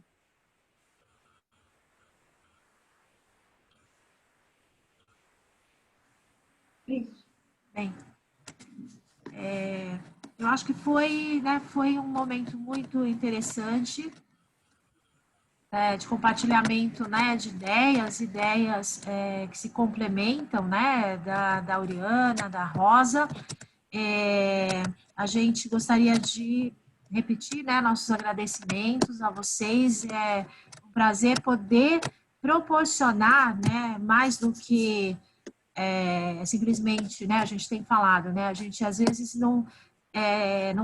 a gente tem falado agora da pandemia menos de técnicas, né, e mais de ideias, de reflexões, né, compartilhamento dos conhecimentos obtidos e muito também da experiência, né, do pesquisador, né, enquanto fazer a pesquisa, né, como foi realizar aquele estudo, né, eu acho que isso que ajuda, né, a nossa comunidade a fazer essa troca de experiências, né, e também ir assimilando, né, esses novos skills, essas novas exigências, né, do mercado, que não basta a gente só definir e falar, né, eu tenho que ser isso de agora em diante, eu tenho que ser mais digital, né, ou eu tenho que ter uma habilidade, né, com uma determinada ferramenta. Mais do que isso, a gente precisa internalizar, a gente precisa vivenciar, né, e isso a gente viu que a pandemia está nos proporcionando nesse momento, né, no começo, ano passado, quando a SBPM começou a fazer eventos utilizando o Zoom, né, era muito incomum, era difícil, né, agora todo mundo usa o Zoom, né, o Zoom já foi incorporado enquanto uma ferramenta até para fazer pesquisa, também não só, né, para fazer webinars, lives, etc. Então, a gente já está, né, num processo de modificação, né, de mudança, né, que em primeiro lugar a gente precisa, eu acho que para se alinhar, né, até com essa questão aí do futurismo, a gente precisa, em primeiro lugar, mudar o nosso mindset, né, acho que é um processo constante, né, do meu ponto de vista, não basta simplesmente a gente falar assim, vou virar a setinha, a caixinha e vou, né, mudar, né, mas é um processo e eu acho que todos nós aqui estamos passando, né, por isso, passando por um processo, acho que todos estamos tendo uma experiência muito, muito rica e a gente da SBPM está feliz de poder estar proporcionando um espaço, né, para a gente fazer essa troca de ideias, de experiências e avançar e amadurecermos juntos, né? Então, Agora a gente já tem, né, um esvaziamento aqui, né, devido ao avançado do horário, mas a gente sabe, né, que toda vez que avança é porque, né, o papo estava bom, estava muito interessante.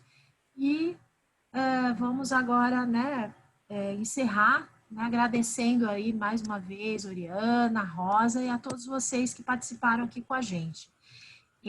Nós vamos ter agora no mês de setembro, né, mais eventos, mais webinars. A gente também vai apresentar os resultados de uma pesquisa que a gente fez com a própria comunidade de pesquisadores. Não sei se todos tiveram oportunidade de participar, mas a gente fez uma segunda onda de uma pesquisa chamada Impactos do Covid para os pesquisadores brasileiros. E a gente está agora no processo de processamento, de análise, e a gente vai apresentar para toda a comunidade os resultados dessa pesquisa. Então é isso. Muito obrigada. Boa noite a todos. Prazer ver vocês aqui. Tchau, tchau. Até a próxima. Até a próxima. Obrigada. Obrigada. Beijão, Oriana. Tchau. Tchau, Rosa. Prazer em conhecê-la. Sucessão, viu? Muito boa. Acho que foi uma das melhores gestões que ela teve. Parabéns. Um abraço para vocês. Obrigada. Tchau. Obrigada. Um abraço para todos.